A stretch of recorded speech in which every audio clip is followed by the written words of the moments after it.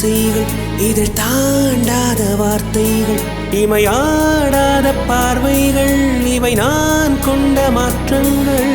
சொல் என்னும் ஓர் நெஞ்சம், எனில் என்னும் ஓர் நெஞ்சம், எதிர்பார்க்காமல் என் வாழ்வில் ஒரு போர்க்காலம் ஆரம்பம். இருதயமே துடிக்கிறதா, துடிப்பது போல் நடிக்கிறதா, உரைத்திடவா மறைத்திடவா, ரகசியமாய் தவித்திடவா. ஒரு பெண்ணின் நிறைவென்ன செய்யும், என்னை